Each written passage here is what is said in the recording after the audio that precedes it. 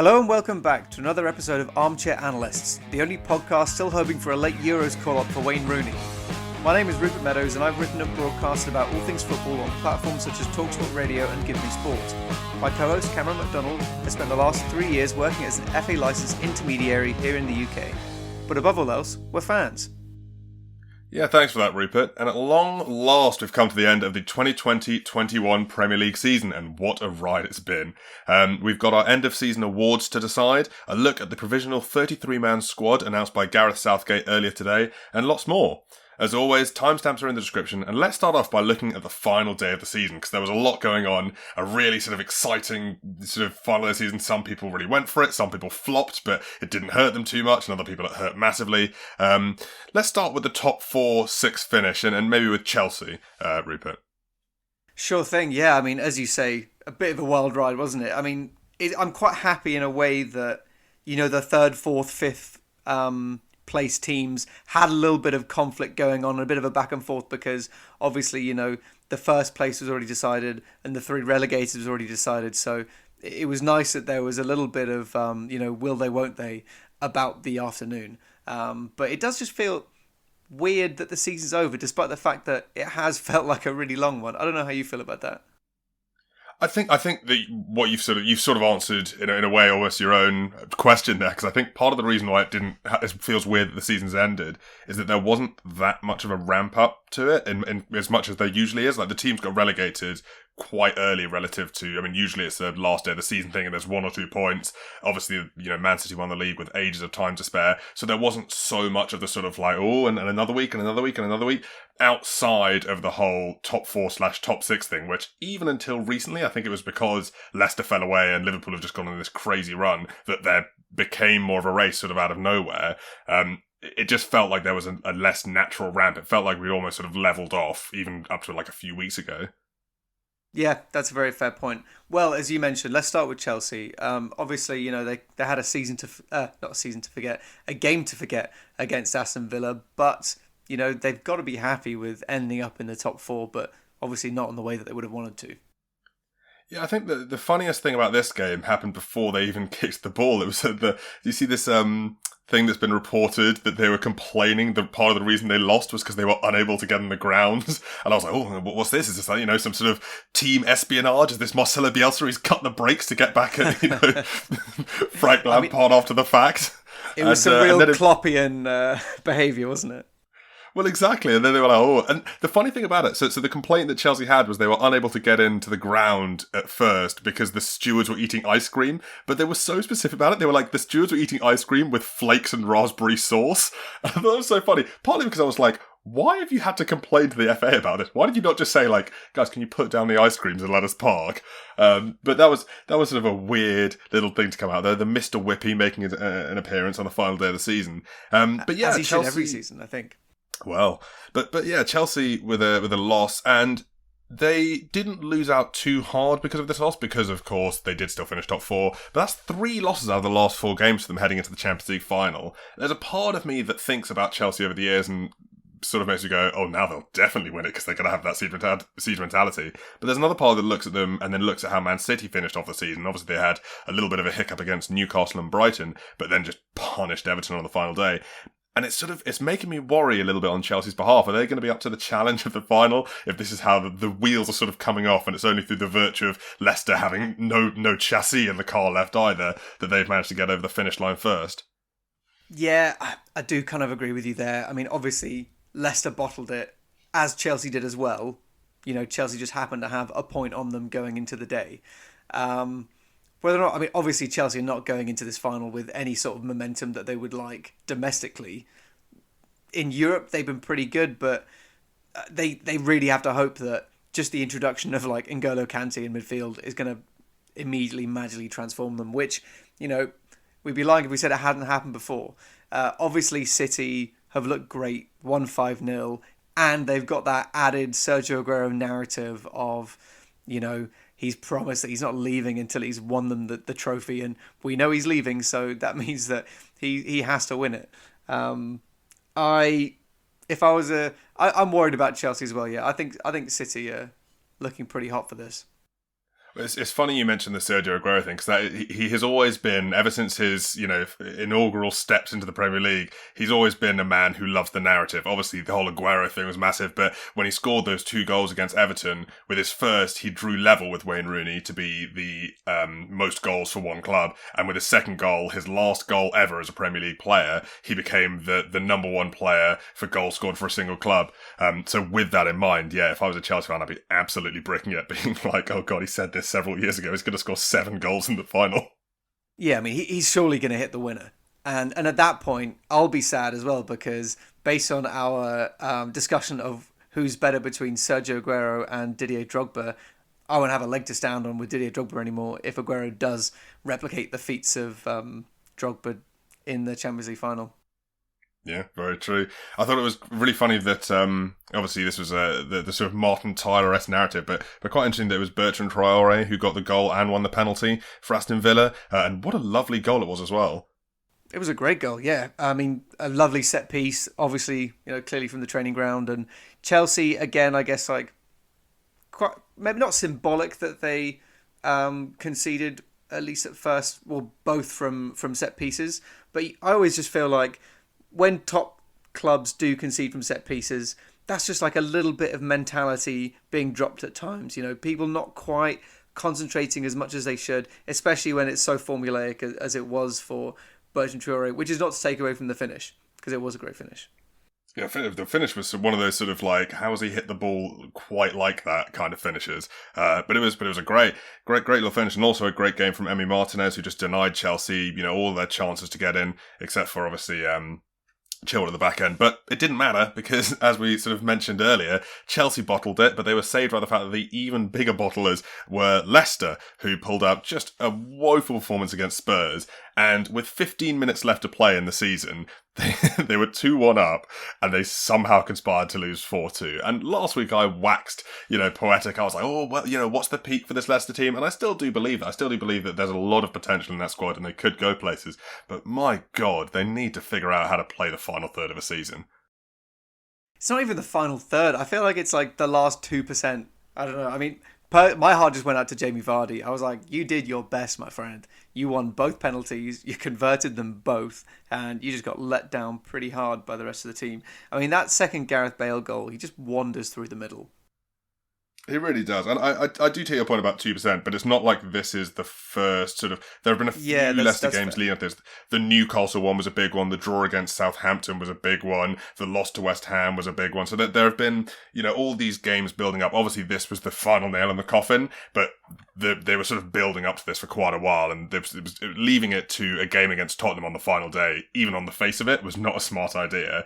It was just made worse by the fact that up until the last 15 minutes, it was like, oh, they've actually done it. They've actually managed to not bottle it this time. Yeah, I mean, all I can think is that it was just sheer complacency that towards the end of the season, they felt like they'd had a really good time, despite all the injuries. And, then they won a great piece of silverware for them. And so they just kind of thought, we've had a good time. And I don't know, what do you think about that? Well, it was the same thing last season. Remember, the popular narrative was just very much like, top 4 is Leicester's to lose. They're above Man United, they're above Chelsea. They'll be fine because they need to finish below not one but both of them. There's no way that they would take the foot off the gas that hard. And they've done both last season and this season. Again, I don't think anyone realistically thought that outside of a bit of a miracle, Liverpool were going to finish not only 1 place above Leicester, but 2 full places above them. And that's the other thing that's just bonkers that I want to talk about in a second. But yeah, I don't know what it is, because it's a different sort of core of players in a lot of the players who've come in this season. Is it just the manager that keeps making them bottle at the final hour? Brendan Rodgers does have previous with other clubs of doing that. I don't know. I do just wonder if it's not the fact that, in a way, maybe Leicester don't feel like they're a top 4 club. So even just being in the fight at the end makes them feel like they've made it for the season, and means that they don't play with that same fight that they've had all year, which got them there. Yeah, I take that point, yeah, that they sort of think, oh, well, our job's done. Like, people are saying we might finish top 4. Meanwhile, the other clubs who are in the race for it are like, we want to actually finish top 4. Or just because, there's such an expectation around these big clubs to make the top 4 that they are just always fighting that complex to try and make it. And maybe that just means they run a little harder, they push a little further. I don't know. It's it's a weird one, but yeah, you do hope that Brendan Rodgers doesn't get kind of categorized as that manager because he's got so much good about him, and I would hate to kind of add that bottle job moniker to him as well. It really is sort of a two-faced thing, isn't it? But speaking about very weird finishes, Liverpool have somehow finished third. And it was one of those that, in all the excitement of the final day of the season, I was very lucky to be at one of the games as well. So I wasn't, watching them live. I had to watch them back / follow them on my phone, and also had a couple of beers inside me. But I looked at the table when all the games were finished, and I saw Liverpool were third, and I was like, how has that happened?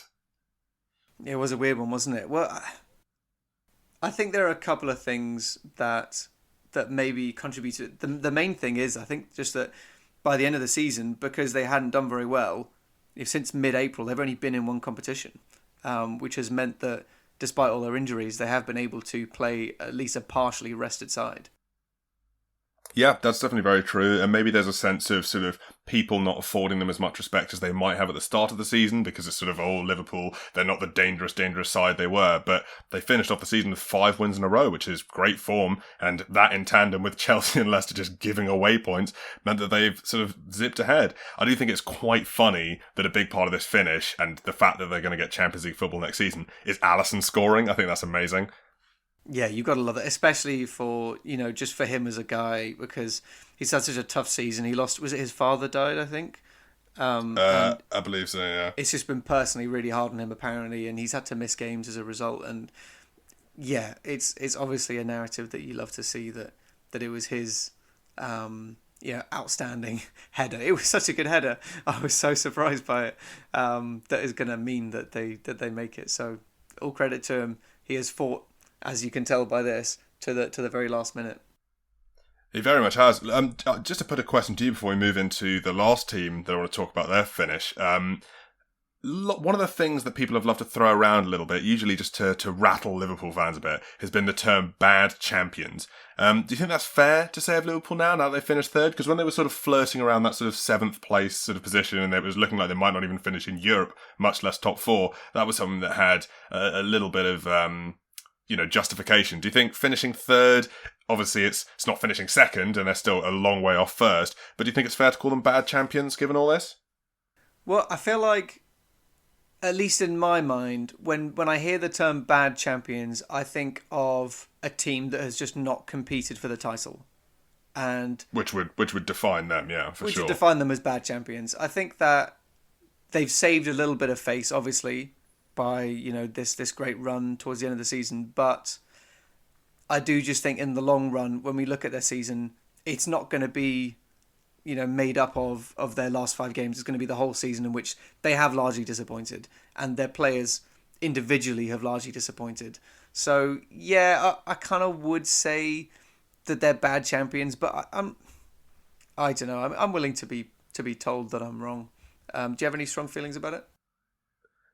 My thing with Liverpool is that I don't think they're bad champions, but it's that whole pride goeth before a fall thing, and it's that last season, I want to say a lot of people, mostly Liverpool fans, but there were a few neutral people as well that were sort of questioning whether that Liverpool side was the best we've ever seen, and they'd sort of only won the league. Obviously, they won the league very well, but they'd only won the league. They'd not won the double or anything, and there was this whole sort of, this Liverpool, and that by contrast has, they finished third. It's not a bad finish, but because they were so bigging themselves up last season, it just makes them look retroactively worse this season because they've fallen off so hard. Yeah, that's fair. I mean, they definitely hit some big heights over the last few years, obviously, with winning both Champions League and the Premier League in quick succession. So maybe they could also just be, as you said, like a victim of their own success. Looking at the last team at the top side of the table, anyway, that I want to talk about is West Ham finishing in 6th place. Now, there are a couple of things I want to talk about here, because firstly, when you look at the table now at the end of the season, I don't know if you agree with me, but overall the top of the table finished in a lot less of a surprising state than we thought it might at some times this season. The top 4 has obviously all Big 6 clubs, and Leicester and West Ham have made up the rest of the 6 positions, but then Tottenham and Arsenal were 7th and 8th, respectively. So Leicester, who I think for all intents and purposes should be considered one of the top 6 bracket 7. And West Ham was sort of the only surprising one. But it wasn't exactly, you know how there were points this season when we sort of thought like, oh, are Everton going to finish 4th and a Leeds going to put like big push and a Villa going to do something? And they all finished those 3 positions below, but the top of the table wasn't that surprising. I mean, did you not think we were queued up for a really weird top of the table? I think that, yeah, I definitely thought that at times. And I think just the main thing was it felt like for every, claim and cry of a Premier League fan that anything can happen in a Premier League match, this really felt like it typified that idea just because you never knew who was going to win any game. Every time you thought it was going to go one way, Leicester beat Man City 5-2 or Aston Villa beat Liverpool 7-2. So, yeah, I definitely agree with you that it had a rogue element to it, but I do just think that maybe what evened it out was the injuries. And, so many players had amazing months or like periods and then dropped off, or like the teams dropped off through injuries and stuff. And I kind of think that in the same way that a lot of Premier League seasons do, because that's how leagues work, that's how it decides the best team that year, things kind of like the wrinkles get evened out. Yeah, they did. And I was kind of, just a bit disappointed about that because obviously, firstly, it's always really interesting when you have a weird looking table. And secondly, obviously, everyone's had a little bit of a grudge against the Super League clubs and wanted, foul things to happen to them. So I was glad that West Ham, at least, I was happy to see them finishing in 6th and just very well earned. They're the most improved side in the league. And they definitely have a lot to improve on. There's lots of different things that they need to hammer out, but there's also lots of great stuff to build on for next season. Yeah, no, couldn't agree more. And they've got a really exciting period ahead of them. I think if they can build on this, then they could well stay in that position. I think they've earned it. It doesn't feel like they don't deserve to be where they are at 6th. I mean, from my perspective, you kind of mentioned there like Leicester deserving to be in the top 6 or 7. When I look at the table and I see below the top 6, Spurs, Arsenal, Leeds, Everton, then Aston Villa, all the way down to 11th. I think any of those 11 can beat anyone, and you wouldn't think it was a surprise result, at least this season. So I kind of think that the only thing that's happened this year, if not, it's the fact that no one in the top 5 is a surprise. I think it's definitely, in my mind at least, removed the narrative of the top 6, probably for good. Yeah, I hope so, because I think it is maybe now a little bit outdated. I mean, those teams are still at the top end of the table, but we are seeing now a couple of these teams that could build on it. Obviously, this was Leeds' first foray into the Premier League for a long time. Everton have had a really, really good start, but then have fallen off, and you wonder if they can sort of fix that next season. They might be more challenging. Villa had such a massive turnaround from last season to this season, so if they can turn this season around into next season, they could be a real threat as well. But looking at the sort of the bottom end of the table, we just talked about there how there was a good thing that there was a race for top 4 and top 6 because otherwise we knew who the league winner was and we knew who the relegation group was. Was this the worst group of relegation candidates we've seen for a long time? Because last season, do you remember, we had a whole little relegation watch every single week. We'd be going, what's going to happen to Bournemouth and Watford and West Ham and who's going to finish? 18th place Fulham were 11 points off safety. 29 points would have been enough to stay up this season. And over the last 5 years, the average has been 36 points. So these guys were relegated way easier than teams usually are. It's not been a good season for the people at the bottom. I mean, Sheffield have had just a woeful season and I think looked likely to go down as early as probably mid-October. West Brom... Yeah, to be fair. I mean, West Brom flirted with the idea of making a comeback under Big Sam, but yeah, they and Fulham just didn't... They just haven't had the push that they needed to have at the end of the season, and in retrospect, Burnley and Brighton have both had decent ends of the season. So, yeah, I agree with you. It has been disappointingly distanced between 17th and 18th. Yeah, because it is, like, I think 11 points, I only went back about 5-6 years, but 11 points is one of the largest gaps in recent history. Usually it is like 1, 2, 3. I think the largest one that I look back at was 2015-16, I want to say, when Hull were 8 points from safety, but even that pales in comparison to this. So yeah, hopefully those teams can figure it out before they come back up, if indeed they do. Definitely. I mean, Sheffield have a lot of rebuilding to do, but... I do think they can do it. And West Brom, no Big Sam at the wheel, so I don't know what's going to happen there. But they also have a couple of really exciting players that, if they can hold on to them, are definitely Premier League standard. So Fulham, I think, are probably going to have maybe the hardest time because not only have they massively underperformed and gone down, they're going to lose half their players because they were all loanees. So they've got the biggest rebuild for sure. All their best players were not their players. Shall we move into guessing game? I think you have one for me this week. I sure do, and we're going to see how you get on with my set of clues. So, the first clue that I have for this week's guessing game is that this player completed one of the most controversial signings of all time by moving from one Premier League rival to another. Okay. The second clue is that at one point in his career, he dropped down directly from the Premier League to League Two, played one game, then came back up to the Prem about a month or two later. Okay, played one game, and then came back up to the Prem. Okay. He was the first player to represent his chosen country at 6 consecutive international tournaments and amassed 73 caps for his country. 73 caps and 6 consecutive tournaments. Exactly, yeah. First player for his country to play at 6 consecutive tournaments, international tournaments, that is. Okay, and 73 caps. Yeah. And then I've got one extra clue which I can give you, or I can save for later. You can save it for later. I don't think I'm going to get this. Okay, I'll throw one more. I'll throw one more in. In 2016, he tried to run for London mayor. Okay. Literally just that. I know who it is. I did not know the League Two thing. So I was thinking about players. Okay, I'm pretty sure I know who this is. Unless there's another footballer that ran for London mayor. There might well be, Cam. They are a rogue bunch, as everyone knows. Looking next at our end of season awards, we had a lot of fun picking our teams of the season or a couple of weeks ago, and so now we're going to be giving out a couple of our awards and who we think, the player of the season has been, the young player of the season, the signing of the season, and the one I'm maybe looking most forward to, because I get to be mean, is the worst signing of the season.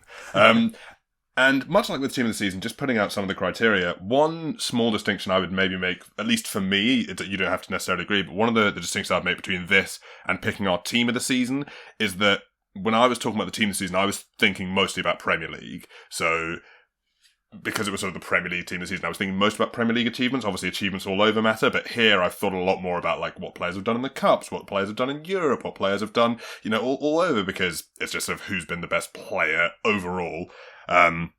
So I don't know if that's something that's held any weight for you, but that's just informed some decisions I've made. Right. No, I actually have gone the opposite way, and I've just looked at the Premier League in my decision-making process. But I can start to filter through some ideas as we talk. No, that should hopefully give us a little bit of variance. Starting us off with Player of the Season, I think we sort of alluded to this quite a bit in our Team of the Season, and will probably be one of the quickest conclusions. There's only really 2 names in contention for this, aren't there? And that's got to be Harry Kane and Ruben Dias. Yeah, definitely. And obviously they've got two real arguments for them. One, Harry Kane, obviously top of the Premier League goal scoring table and the assist table. So as an individual, he's had an amazing season. Ruben Dias, obviously kind of instrumental to the success of Man City this season and their defensive solidity. I mean, I think they had the most clean sheets of any team this year. And that is definitely a departure from what has been the City of the past, which has generally at times been a team that just outscores their opponents. Yeah, one of the things that I like most about Ruben Dias, in quite a weird way, is that he's not a particularly technical centre-back, if you know what I mean. And when I say that is that, like, there's been this over-fetishization of, like, ball-playing centre-backs over the last 10 years, and he can definitely pass to the standard of a Premier League player, But to a Pep Guardiola player, it's not really where his focus lies. And I think that is curiously why he's worked out so well in that partnership with John Stones. Because John Stones very much is a sort of Pep ball-playing centre-back type and is very free to sort of almost run into the defensive midfield sometimes. Because Ruben Dias is just so good at defending. He just locks it down. He'll go head-to-head with any striker. And I think it's one of those funny things that he's gone to a Pep team. Because in a lot of ways, I almost feel like he's not a Pep player. Okay, so just to qualify what you mean by not very good at passing, he is absolutely incredibly crisp at passing. He's just not. He's not a ball playing centre back in terms of like he's not going to be spraying them out like John Terry from the middle of the pitch to like the wings for 40 yards. But I mean, he does have like a 93% pass accuracy average over the year. So I mean, he's no slouch. I'm not saying he's bad at passing, but I'm saying there's been a real obsession recently with like, oh, can your centre-back launch an attack on their own? And that's not really what Ruben Dias spends his games doing. Not to his detriment, incidentally. He is obviously very clearly a fantastic centre-back, but I think that part of why he's formed such a good partnership with John Stones, who is more in the mould of that centre-back that likes to try a 30-yard pass, is because they have quite complementary qualities. Yeah, so while I would agree with that, I do also think that obviously City build out from the back, and Ruben Dias, while he isn't an exciting passer of the ball, his ability to just like receive it and recycle it constantly is probably quite important still to Man City's, passing movement. I mean, again, not glamorous, and I agree with you that he's not going to win any awards for it, but I do think that he's maybe still quite good for that system. Yeah, no, I agree. I think you have to be a good mover of the ball, but I just mean in the sense of like he doesn't strike me as like a Pep centre back, and it's something that intrigues me because we talk about a lot of the time with Pep systems like, is this guy a Pep player? I know what you mean. I definitely agree with that, and I think that if anything, that is a signal that Pep is maybe starting to understand the Premier League a little better and what it needs to win. Yeah, very positive. Yeah, you can't just have like 11 people all trying to play the same sort of Lionel Messi Barcelona football. So I've gone for Ruben Dias overall over Harry Kane. Harry Kane has also been absolutely unbelievable this season. But the reason I've gone for Ruben Dias is maybe just because of the things he's won this season. I think when it comes down to the ability they've both shown this year, you're basically splitting hairs. It's kind of difficult to do a one-to-one comparison, but they've both been the best in their position this season. So I'm happy to let silverware tip the scales, particularly because early this season in the Carabao Cup final, they did face off for a chance of silverware, and Dias won that day. So I'm going to say Ruben Dias for me. Yeah, fair. I actually have gone for Ruben Dias, and for much the same reasons. I mean, as good as Kane has been, and as harsh as it's going to be on him because he is a one-man team, the fact that his Spurs team has won nothing and finished 7th, and Ruben Dias has been instrumental to City's win, means that I think, yeah, he wins it for me too. Looking at our young player of the season, and this is another really exciting one. We've had so many good young players coming through this season. It's been a really good year for sort of attacking young players. We've had Bukayo Saka coming through, Mason Greenwood coming through, really exciting prospects for England. Obviously Mason Mount's another one. But the two players that I think have stood above the rest at either end of the pitch, because they've had really successful campaigns and moments of individual brilliance for their sides, are Phil Foden and Wesley Fofana. And Foden is one he just about missed out on my Premier League team of the season because he only managed 1,607 Premier League minutes this season. He still had really, really good stats for that. He played just under 18 games in the league but picked up 9 goals and 8 assists. But this was sort of one of those moments when I was thinking about what he's done over the entirety of the season, how important he's been to Manchester City in the later stages of the sort of Champions League semi-finals and quarter-finals. Obviously, he had a starring display in both legs against Dortmund and then started both legs against PSG, where City again dominated, which is such a crazy thing to be doing at 20 years old.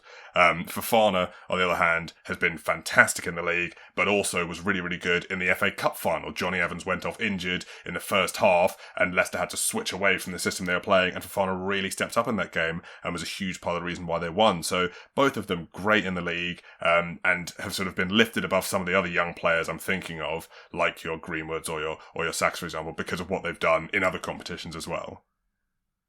Yeah, very reasonable. I mean, those two are also firmly in my contention. There is a third player who you mentioned already, which is Mason Mount. Those three, for me, are the standouts. And it's tricky because I guess I didn't have the same exact qualifications as you because I was looking mostly at the Premier League. And in that sense, I think that Mason Mount stands out just because he's played the most minutes and he's been the most consistent.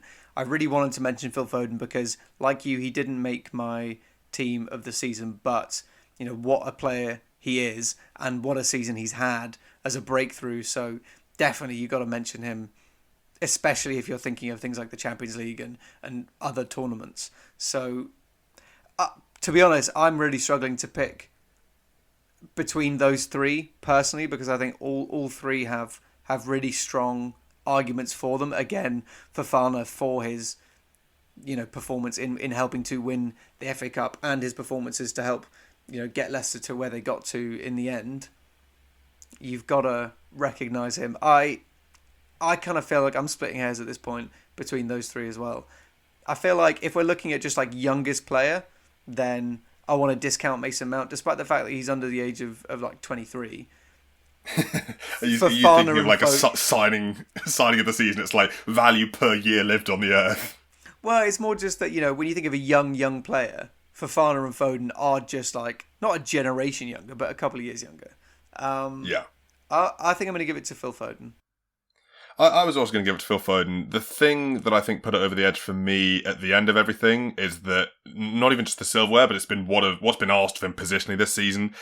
He's played in a midfield three, he's played on the wing, he's played as a false nine in a couple of big games, he started there for the Carabao Cup final. And so when I think of that, for any player, that's always a little +1. We both talked the week before last about how much we rated someone like Stuart Dallas for that. And I just think the fact that Phil Foden's been asked that when he's 20 years old and he's done very well in all of those positions just puts it a little bit over the edge for me. So yeah, I'd say he's my young player of the season. Entirely reasonable. On that, we agree then. So we've agreed so far, looking at our signing of the season, and this is one that's going to be interesting because we've talked informally off the podcast about this. There's a couple of options that I've thought of, and I know that some of them you agree with, some of you don't. Thomas Souček is one really obvious one for me. He was on loan at West Ham last season, but they officially signed him this summer. Emi Martinez was instrumental in turning around the fortunes of this Aston Villa side that really impressed a lot of time this season. And then obviously again, Ruben Dias is another obvious shout getting signed this season. So I think, again, this is sort of one of those things that depends how you look at it. For me, I always think about signing of the season. I think about their impact versus the outlay used to sign them. So Ruben Dias, as amazing as he's been, is a £65 million centre-back. So he's one of the most expensive centre-backs in world football, which doesn't make him not great. But when you're talking about the signing of the season, what value you're getting per pound, he just about misses out for me compared to some of those other names. Yeah, that's reasonable. I mean, I think I almost want to split this into two categories because if we look at just like the player that's come in and had the biggest impact, it has to be the player of the season, Ruben Dias. But then I also agree with you that I do really like to look at value for money. And at that point, it's not going to be the £65 million man. So I think that while I've loved Thomas Souček this season, I would give it to Emi Martinez just because I think that he has elevated his team to such an extent just by joining, and he only cost them, I want to say 20 million, but that feels wrong now. Yeah, no, yeah. It was 20 million for Martinez.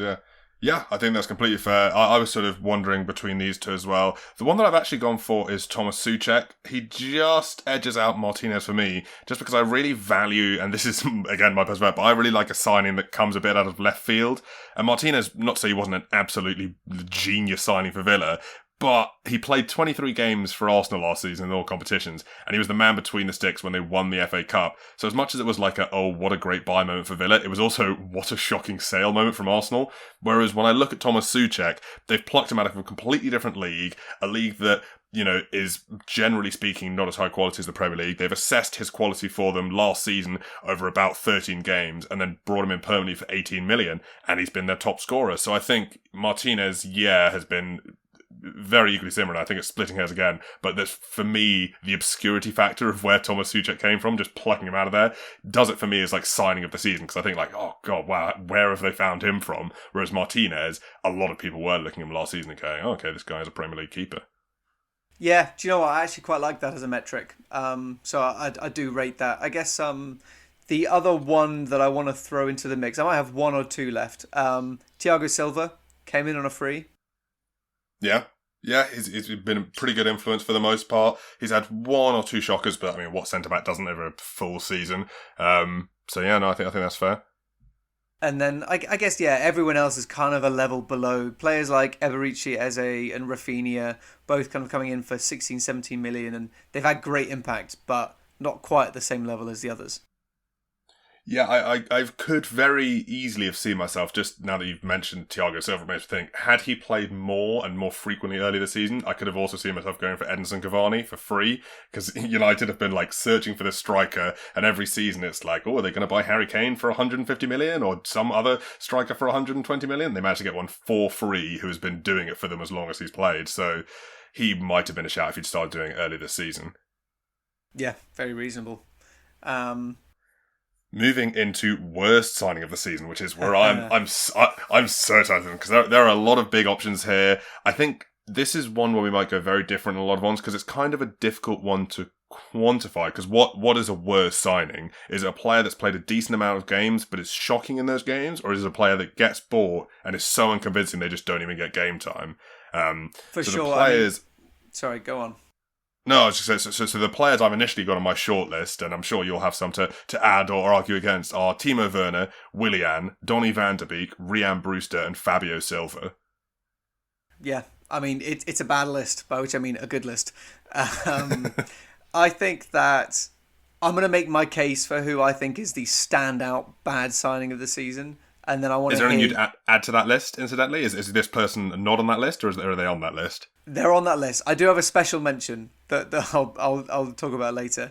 I think that the one that I would say stands out to me as the worst categorically signing of the season, just for what was hoped for when he was signed, the amount of money spent relative to the club, and all of those factors, it's got to be Ryan Brewster. Yeah, I mean, this is the thing with Ryan Brewster. It as you say, 23.5 million is a decent amount of money, especially for Sheffield United. It's a decent amount of money. It's one of those things when you see Chelsea or Man City sign a player that's a bit of a clanger, you think like, well, what's 40 million to Chelsea or City? Like they could absorb that loss. Whereas for Sheffield United, you very much got the sense that buying Ryan Brewster definitely prevented them from buying another alternative that could have kept them up. So yeah, I do think that was quite a tough one. He is, 23.5, manages 0 goals in 27 appearances this season. I think, and look, this guy really struggled. I mean, from my perspective at least, them signing Ryan Brewster is why they went down. And the reason, and I recognise it's putting a lot of burden on Ryan Brewster's shoulders, but I do not blame him at all because he doesn't suit their style of play, and he's not ready to take on that role at a club because he's never had an important role at a club. But the profile of the signing, he was Sheffield United's biggest ever signing by a decent margin, and he was pretty much their only big signing of the year. And for a club that had had a great season and was trying to push on for that season, they wanted to pick up a young, exciting striker that was going to take them to the next level or maybe keep them where they were. And for him to just struggle in the way that he has, and for Sheffield to struggle so much in the way that they have, I just think that it's absolutely the standout for me in terms of like a signing that has just completely failed to do what it was trying to do. Yeah, I think that's completely fair. And again, like when we talk about value per outlay, for 23.5 million to score 0 goals is pretty shocking. Just to go through some of my other ones though, like Fabio Silva, I had a very similar argument to Ryan Brewster. He was a little bit different to him for a few reasons, but has a lot of similarities. He cost a lot of money for a lad that only played 21 senior games when Wolves signed him. At the time, everyone was sort of confused. He played 32 league games this season, although a lot of them were sort of bit-part performances, and he's managed 4 goals. Much like Ryan Brewster, I do have some sympathy for him because I think probably the idea was to bring him in under Jimenez, and Jimenez got injured. But 35 million for an 18-year-old that hasn't played that much was just a real shocking signing. And again, much like with Sheffield United, although of course Wolves didn't go down where Sheffield United did, I think a big part of the reason why Wolves have really struggled this season is because they made all the wrong signings, and Fabio Silva is perhaps one of them. They could have signed like 3 or 4 different players to reinforce that squad instead of sort of one flashy 18-year-old that hasn't really worked out. What I would say for both Fabio Silva and Ryan Brewster, and why neither of them are my out-and-out worst signing of the season, is that they are both quite young, and so potentially, even if they have been very, very bad this season, there is a chance, like Rhian Brewster, the one thing he has done in his career of note is that he had a decent run with Swansea last season. And so maybe he could be instrumental in them coming back up and grow into the role. There is that potential there, whereas some of the other players I think about on this list, I'm just like, there's no future for you at this club. Yeah, see, very fair. And I think you're right to kind of put them both together because they do have the same profile. I guess the difference for me and the reason why I think Brewster edges it is just because Wolves didn't go down, and while they needed him for large parts of the season, they managed to survive without him. No, very, very true. I would say that he's the worst of the two signings, but I've got a couple more signings that I want to put your way. Well, so for me, it wouldn't be a short list of dodgy signings if we didn't have a Manchester United presence. I was surprised that yours didn't. There's got to be some sort of dubious United buy. And as I mentioned earlier, this season's entry is Donny van de Beek. And he's one of those signings, like I was mentioning earlier, it's sort of hard to quantify. Can you even call Donny van de Beek bad? Because he hasn't had the chance to be bad. He's played 511 minutes in the league this season. 511 minutes. And 183 of those minutes came in the last 3 games in the season when United were locked into second place. Before then, he'd completed a 90-minute game just once against Southampton. So that's 5.5 games if you include all of the minutes. And if you only look at the games before United were on the beach, he managed 3.5 league games. He cost the club £35 million plus add-ons, but I can't imagine he's possibly qualified for any add-ons this season. And now is apparently looking to leave this summer, almost certainly for a massively cut price. What an absolutely bizarre... Like, some of these signings, like, you can look at Rhian Brewster and criticise that from a lot of different angles because he wasn't the right kind of player, he wasn't the right profile, he was way too much money to spend. But at least logically, at the most basic, stripped-down, simple level, Sheffield United needed goals, Sheffield United bought a striker. Why did United buy Donny van de Beek? It's funny, isn't it? Because I do think, as you mentioned, obviously it's a Man U signing, and it's a typical Man U signing, but Man U just seem to be the ultimate, like, magpies. They just see something shiny, or they get offered something, and they just grab it with whatever they can. And you can see it through the years, like, they just picked up players all the time that they don't need. And it feels like at times it's kind of like they're just being, like, teased under Man U's nose, and they just, like, kind of can't resist, but... Someone like Marouane Fellaini, who thought that was a good idea? Presumably David Moyes, but I feel like Juan Mata just got offered up to them and they were like, oh my God, yes, we have to have him. In the same way, they were like, hey, you want Donny van de Beek? And they were like, no. And then they just couldn't get out of their heads and suddenly they just had to, I don't know, it's such a weird signing.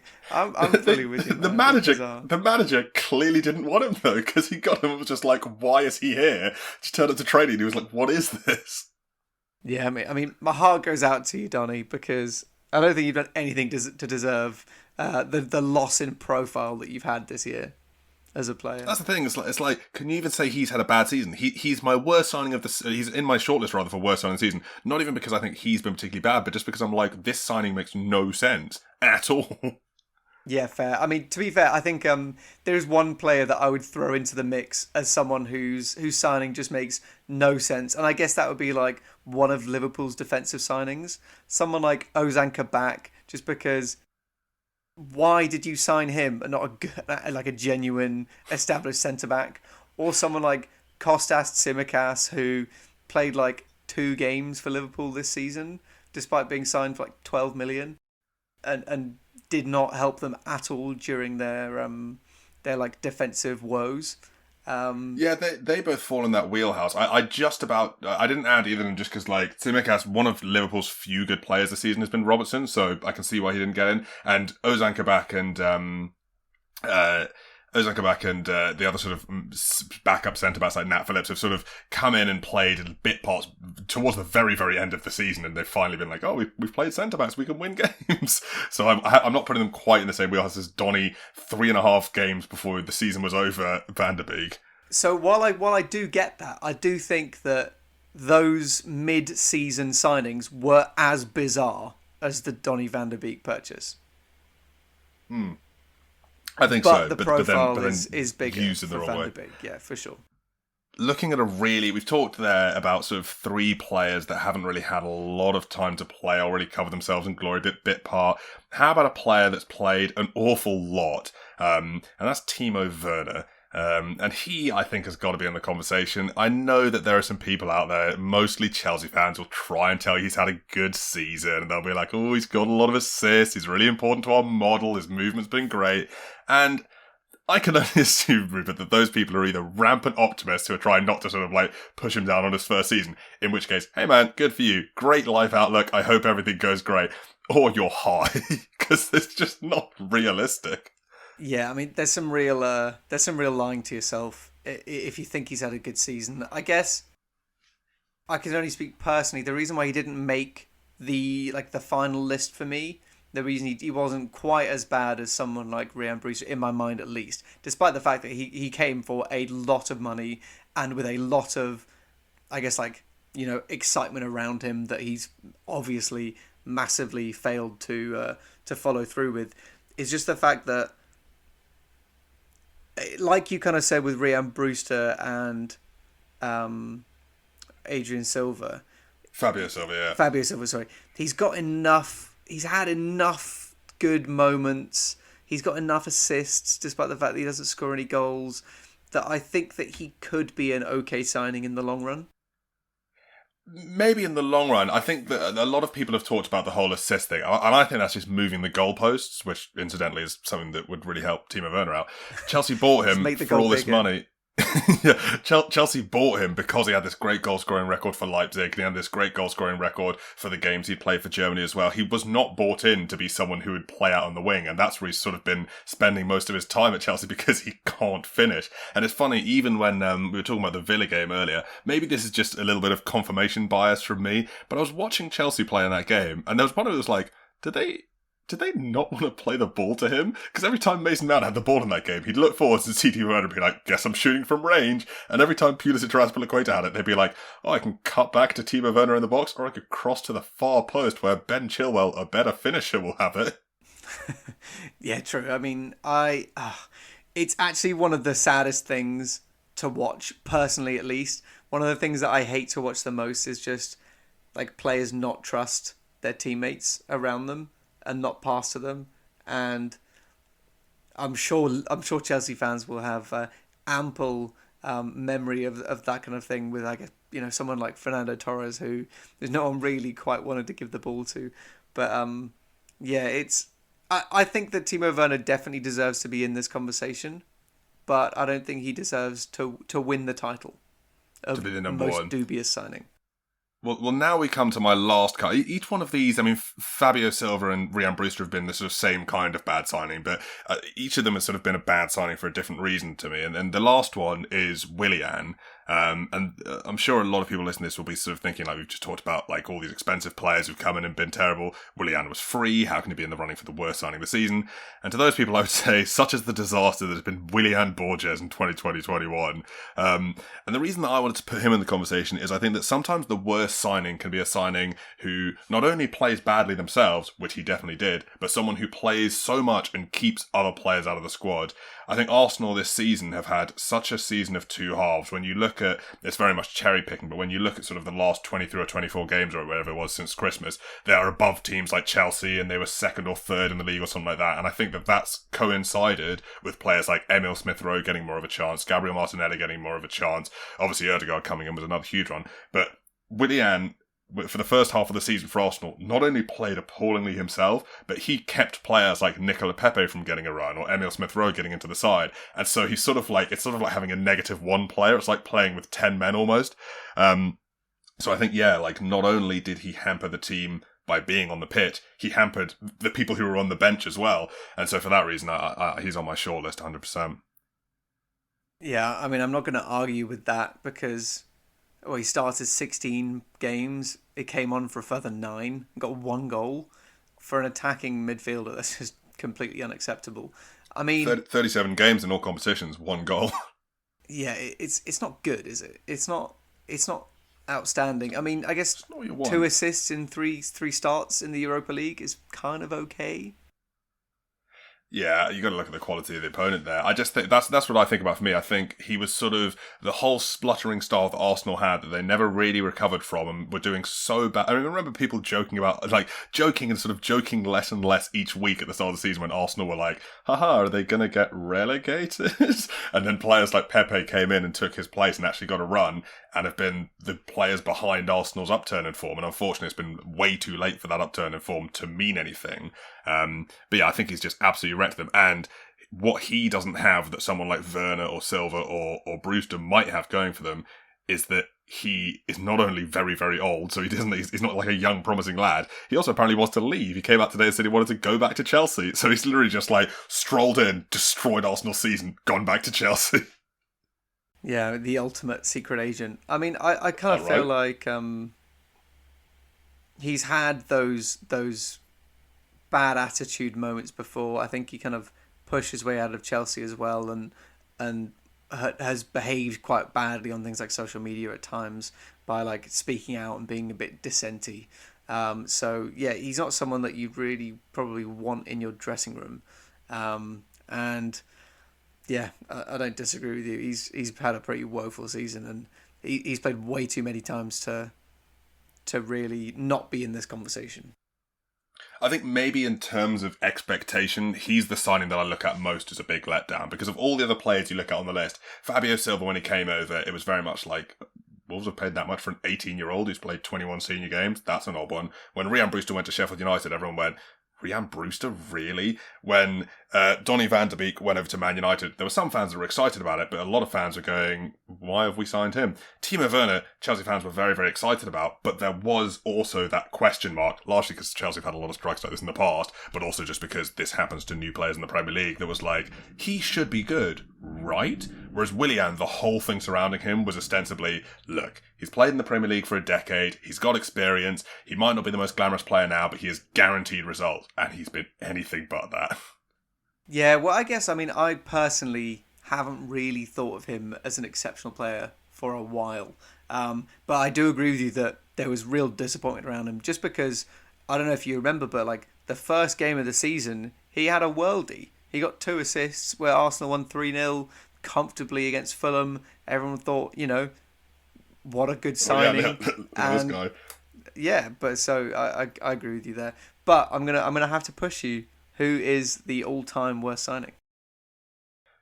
I'm very tempted to go with Willian, actually. I just think the expectation, and it's kind of like, you should know better, Willian, than to be this terrible. The other ones, they were either new to the Premier League or they were young lads. I can forgive that, but you were way too appalling for a man of your experience. I'm going to go for Willian against your Ryan Brewster.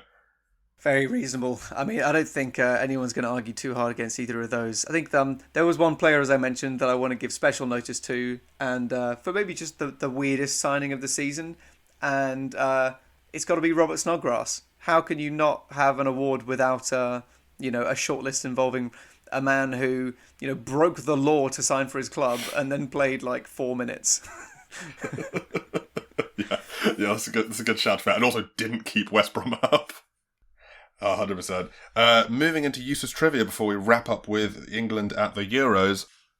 So I was looking through some detailed league tables across Europe earlier this week and searched some stats, as is my wont. And I was sort of quite interested to see sort of which team scored the most goals and which team conceded the most and that sort of thing.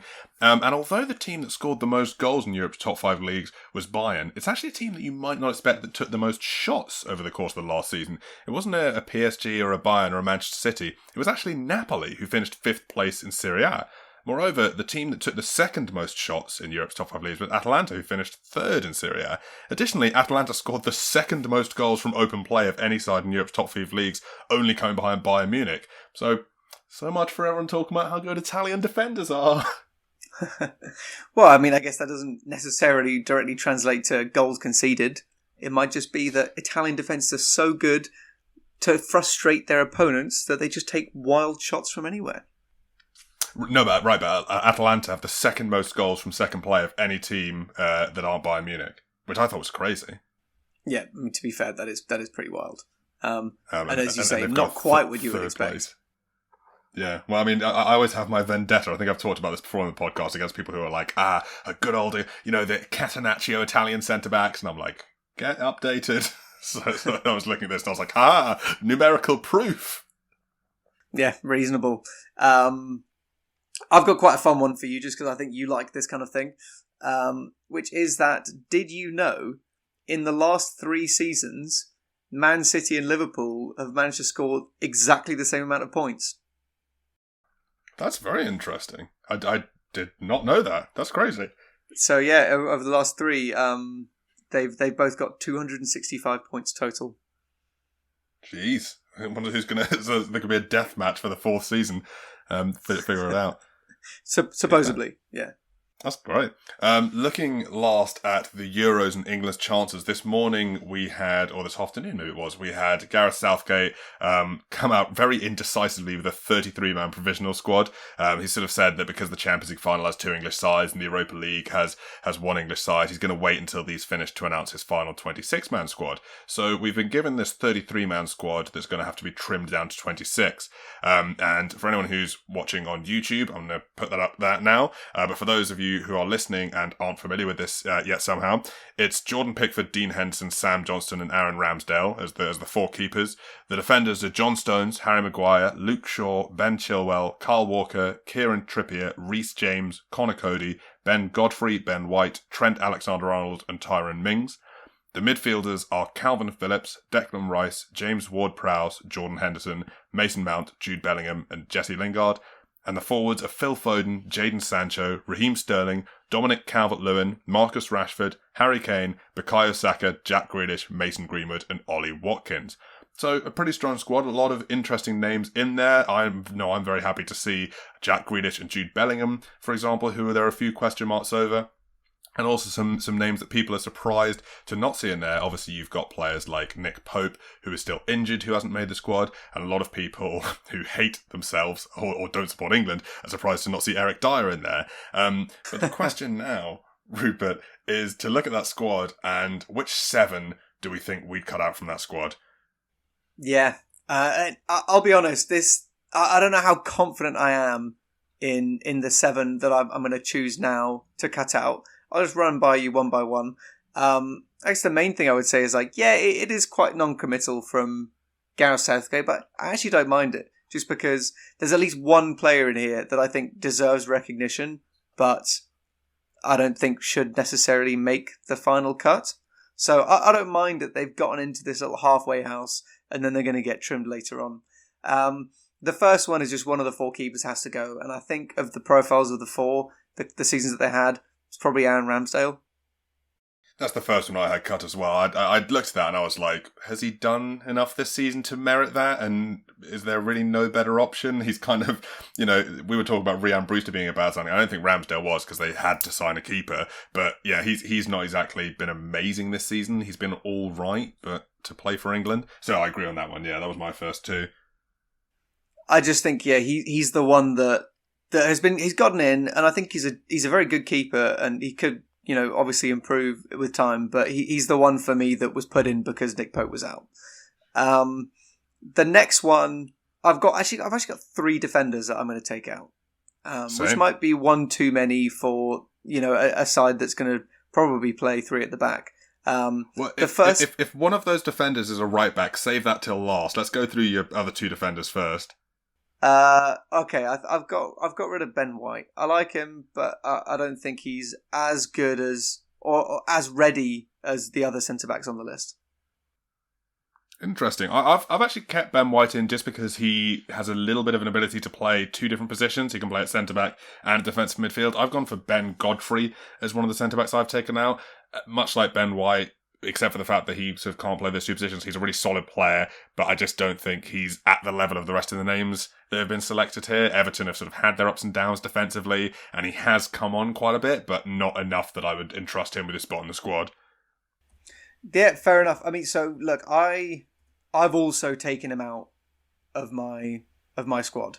But he was actually kind of the main the main player that I thought I want it recognised that he's had a pretty good year. I mean, he's played 29 Premier League matches, and for a chopping and changing Everton side a lot of the time, he's actually been a really solid player. And the statistics definitely back that up. So I actually really like Ben Godfrey, But yeah, he's out for me as well.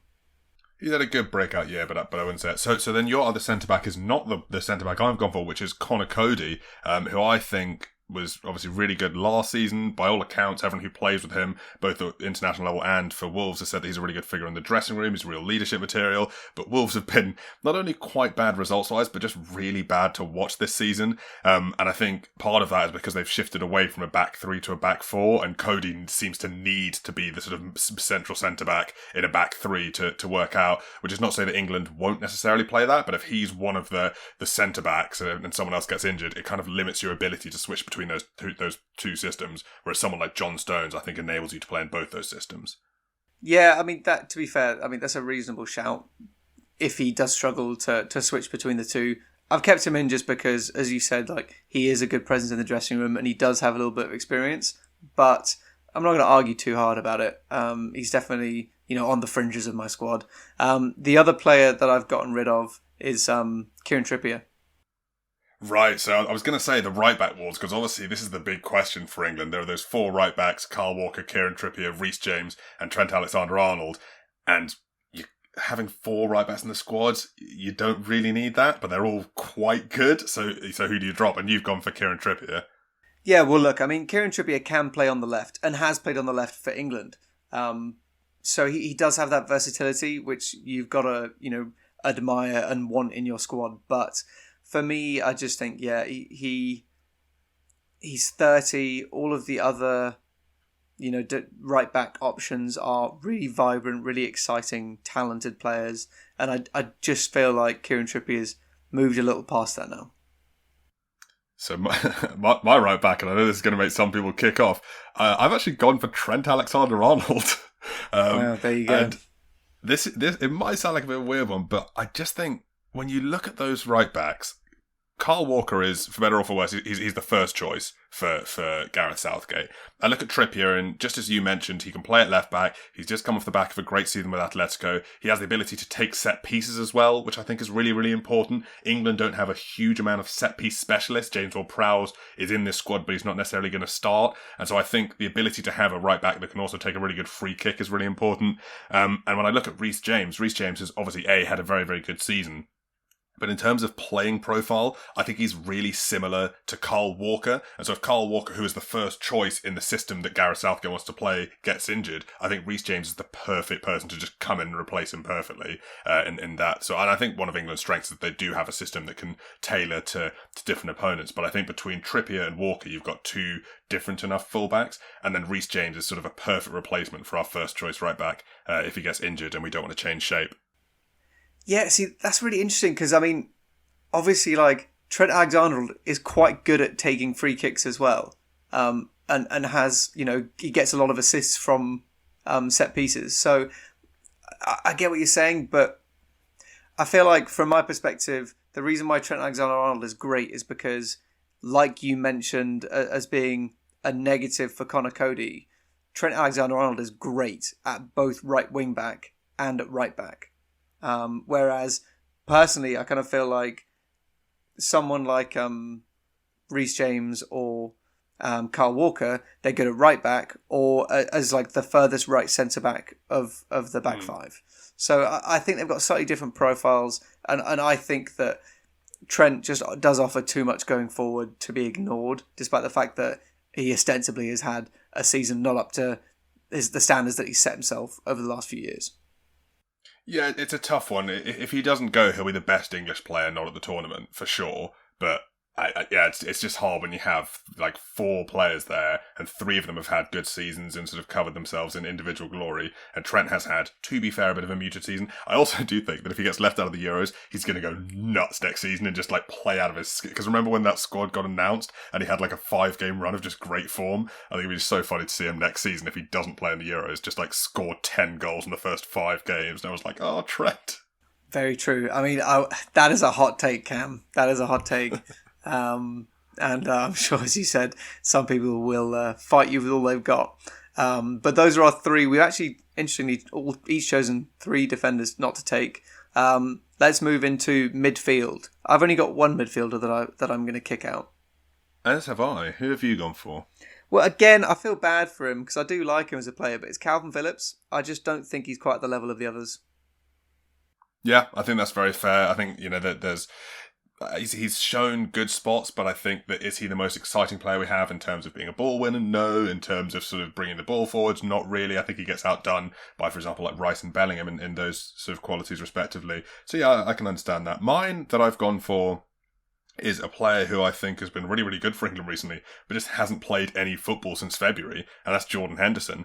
I think there are a few players that are coming back from injury that you would try and shove in. Obviously, Jack Grealish has just come back from a long injury, but has at least played a bit towards the back end of the season and is younger, so doesn't have that thing where injuries can sometimes hurt you a little bit. Jordan Henderson hasn't played a second of football since he came off against Everton in February, and I would just have doubts about his ability to get back to full fitness in time. And even if he gets back to full fitness, you don't want to get to the tournament, play reliable, dependable Jordan Henderson, and then find out against Croatia that he's lost a yard of pace because he's been injured for so long, and then all of a sudden you've lost the midfield battle. So I think just for that, as good as he is, and I already know that I'm going to be receiving hate mail from a bunch of Liverpool fans for naming You're two really Liverpool taking him players to right. court, aren't you?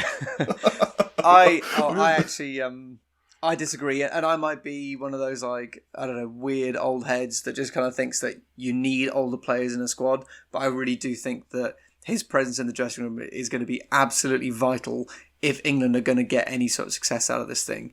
I understand that it is an exciting new look side, but you still need that spine, and yeah, I think Jordan Henderson's crucial. I agree with all of that about how important he is in the dressing room, but just very, very realistically for me, this is quite a good generation of players. You're not going to have a situation where there aren't some good players left out, and for a player who is 30 years old that's missed the last 5 months of football to make it ahead of someone else, it just doesn't make sense to me.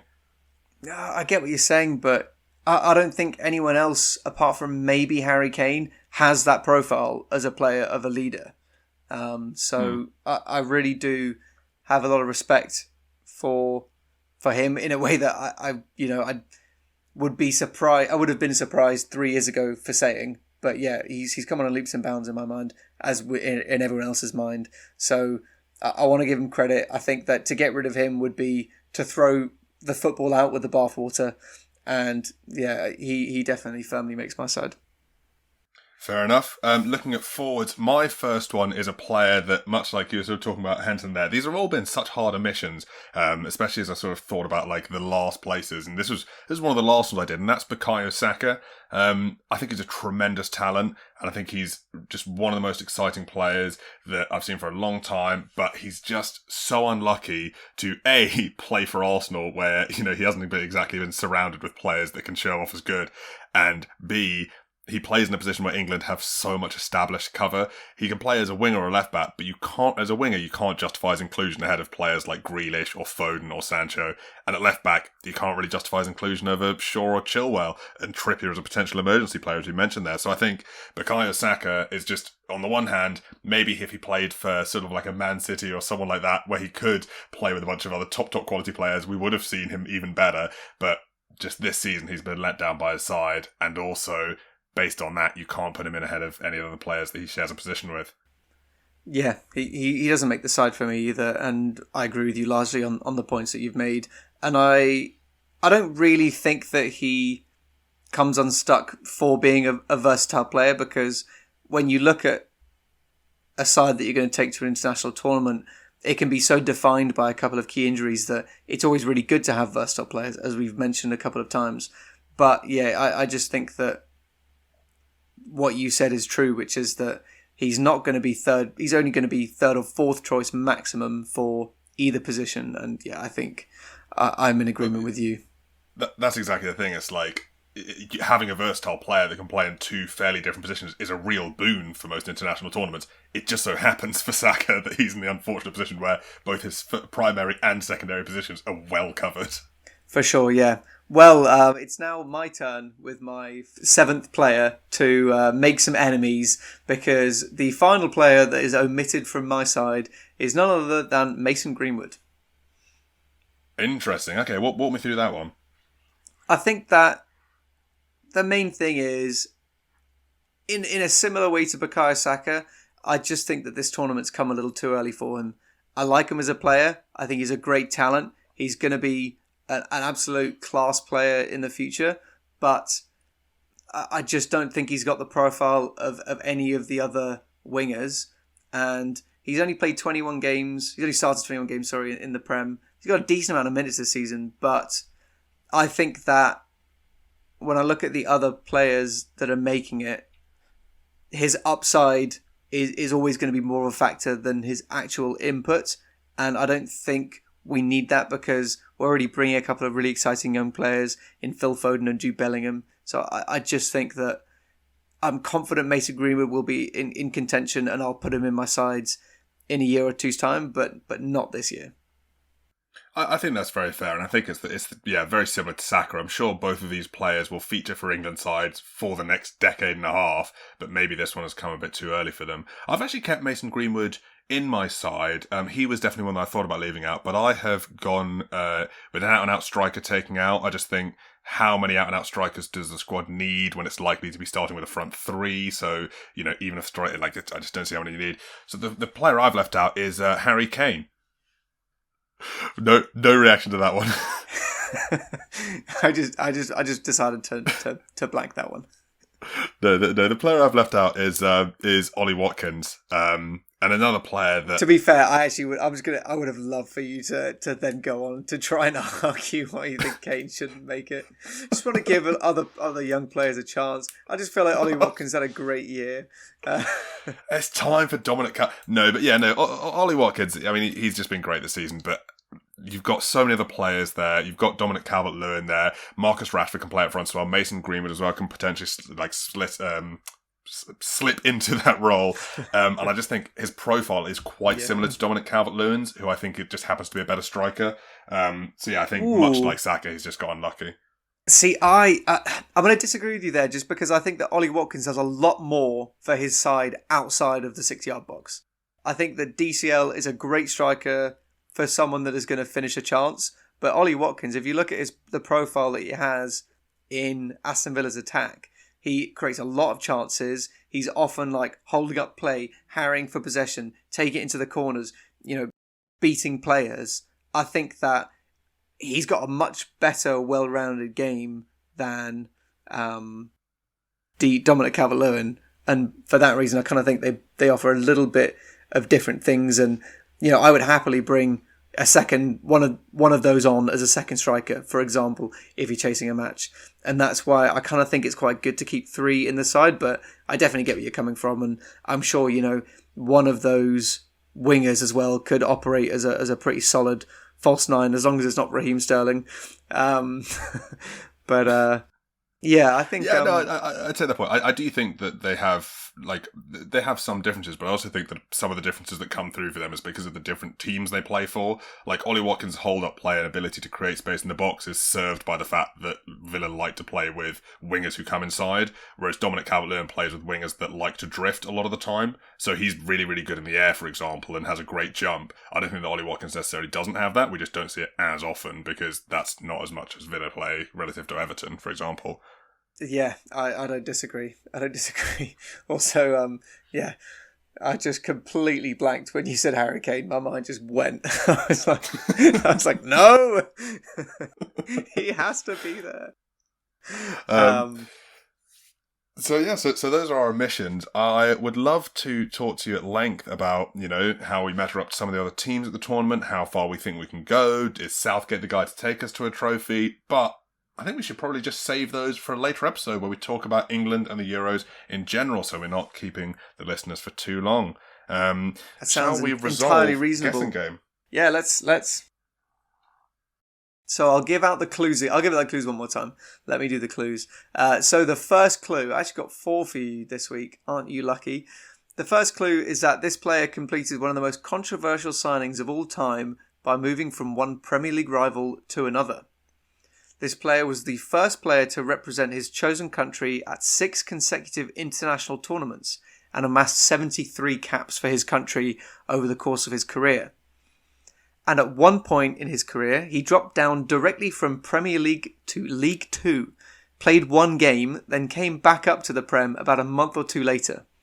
And then the little bonus clue I gave you was that, bit of a trivia for you, in 2016, he tried to run for London Mayor. I should say here, he didn't win the election. Sadiq Khan has no hidden background as a Premier League legend. But those are your clues, Cameron, and I feel like that last one might have just given it away for you. Yeah, the last one really confirmed it to me. I had sort of like a little short list, like sort of scrolling down in my head when you said one rival to the other. The Premier League to League Two was just no help to me, and the 6 consecutive tournaments also no help. But then you said 2016 London Mayor, and I might be wrong here, might have confessed. I'm pretty confident this is Sol Campbell. It is indeed Sol Campbell, who at one brief period in 2009 played a game for Notts County. Jeez, there you go. Well, I mean, you nearly had me there, but that last clue was just too good. Well, that, I think, about does it for us this episode. Rupert, great to talk to you as always. Cam, thank you very much, and thank you to everyone at home for listening. Catch you next time. Cheers, guys. Bye.